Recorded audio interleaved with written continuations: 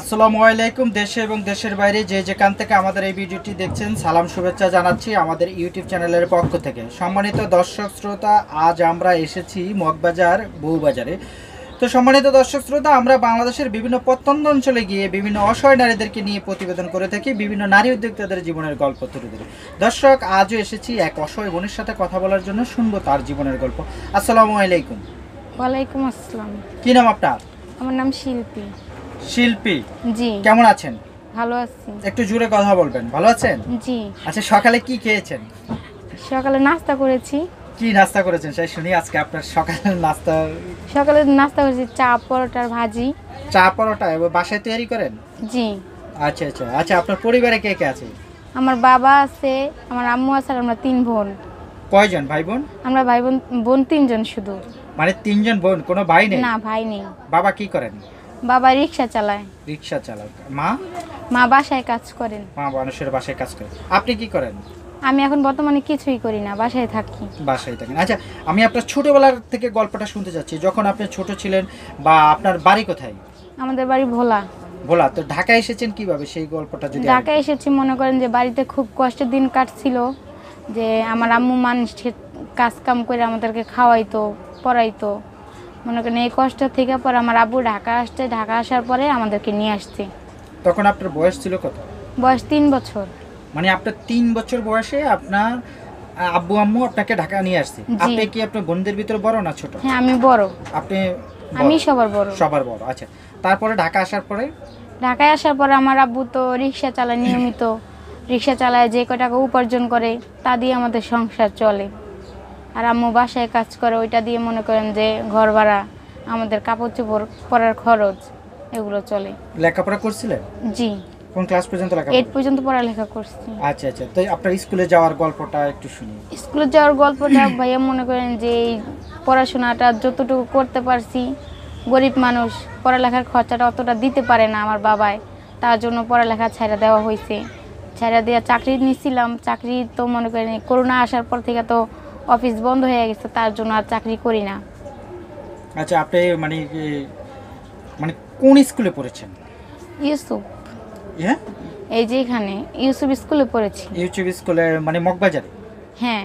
আচ্ছা, আপনি এই যে ইউসুফ স্কুলে পড়েছেন, যখন আর কে আপনার আম্মুনি ভর্তি করে দিয়েছেন আপনার বাবা?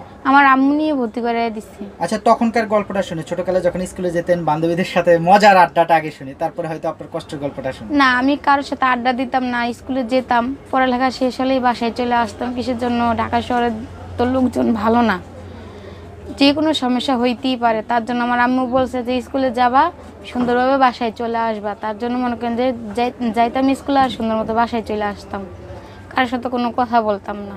ক্লাস 8 পর্যন্ত পড়েছেন? জি। এরপরে লেখাপড়া বন্ধ হওয়ার কারণটা কি? এই যে আমার বাবা লেখাপড়ার খরচ টানতে পারে না, এর যত ক্লাস উপরে উঠবো ততই তো খরচ বাড়তে থাকবে, তা পাবো কোথায়? তার জন্য লেখাপড়া ছাইড়া দিছি। আচ্ছা, লেখাপড়া ছাড়ার পরে কি করছেন আপনি? চাকরি করতাম, এখন চাকরি করি আচ্ছা, না। লেখাপড়া ছাড়ার পরে কোথায় চাকরি নিয়েছেন, সেই গল্পগুলো যদি আমাদের। চাকরি নিয়েছিলাম আবুল হোটেল। আবুল হোটেল কিসে? গার্মেন্টসে। গার্মেন্টসে। আচ্ছা, তারপরে ওখানে- গার্মেন্টসে কে নিয়ে গেছে? আপনি একাই গেছেন? না, এক আন্টিরে বলেছিলাম, ওই আন্টির সাথে গিয়েছি, যে ভর্তি হয়েছে গার্মেন্টসে। তারপর মনে করেন এই করোনা আসা অবধি কাজ করছি। যে কতদিন কাজ করছেন আপনার সেই গার্মেন্টসে? কাজের অভিজ্ঞতাটা, কয় টাকা বেতন পেতেন বা কিভাবে? বেতন ছিল 4000 টাকা, 2 বছর চাকরি করছি। আচ্ছা। এই করোনা আসার পর থেকে তো অফিস বন্ধ হয়ে গেছে, তার জন্য আর যাওয়া হয়নি। আচ্ছা, করোনা আসার পর থেকে অফিস বন্ধ। তো জি। আপনি যখন চাকরি করতেন তখন কয় টাকা বেতন পেতেন? পাইতাম 6000 টাকা, 5000 টাকা। তো টাকা কি করতেন? আমার আম্মুর হাতে দিতাম। আপনার আম্মুর হাতে দিতেন? জি। মানে এতে ধরেন দেখা গেছে আপনার আম্মু বা আপনার বাবা খুশি হতো নাকি? হ্যাঁ, আমার আব্বু অনেক খুশি হতো, কারণ মেয়ে কামাই, নিজে কাজ করে আইনা টাকা আমাদের হাতে দিছে, এটা অনেক খুশির ব্যাপার না, যে মেয়ে কাজ করে আইনা দিছে টাকা। তাহলে আপনি ওখানে 2 বছর চাকরি করতেন? জি। আপনি কি বিয়ে করছেন? না, এখনো করিনি। এখনো বিয়ে করেননি। আচ্ছা, এই যে 2 বছর, তো এখন যেন আপনি কাজ করেন না, তাহলে এখন আপনার সংসার চলে কিভাবে? সংসার চলে, আমার আম্মু তো এখন কাজ করতে দেয় না, কারণ এখন বড় হয়েছি, এখন কাজ করলে মানুষ খারাপ বলবে, যে একটা সম্বন্ধ আসলেও বলবে যে মেয়েটা চাকরি করে, এই মেয়ে নেওয়া যাবে না। তার জন্য মনে করেন যে আমার আম্মু বলছে যে চাকরি করা লাগবে না, আমরা দুজন যা কাজ করি এ দিয়ে চলবে।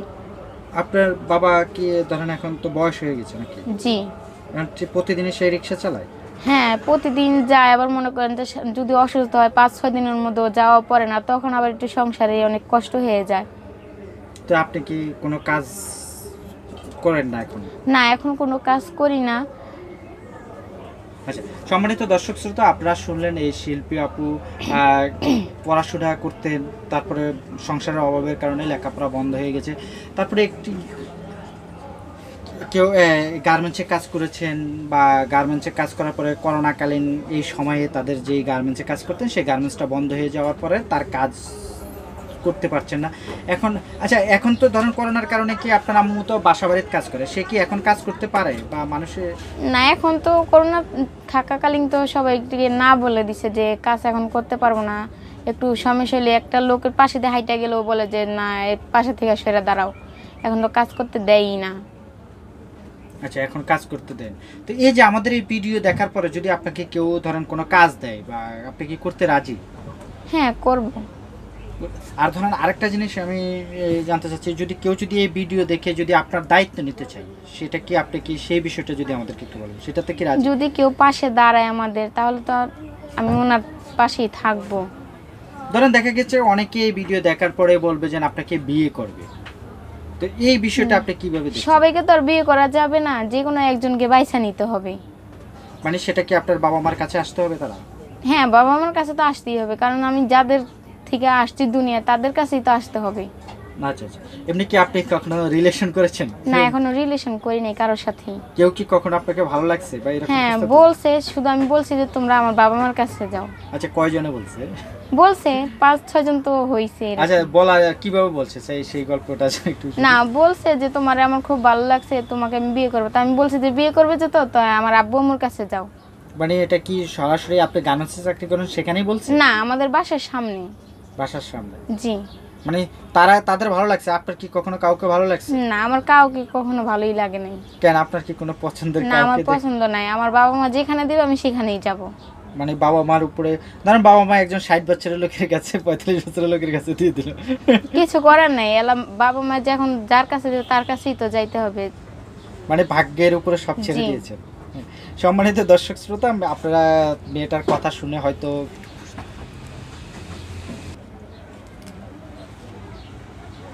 আচ্ছা, আপনি যে বললেন আপনাদের অনেক ছেলেরা প্রস্তাব দিয়েছে, তো এই পর্যন্ত মানে কি বলতো এসে, মানে সরাসরি বিয়ের কথা বলতো নাকি অন্য? জি, সরাসরি বিয়ের কথাই বলতো।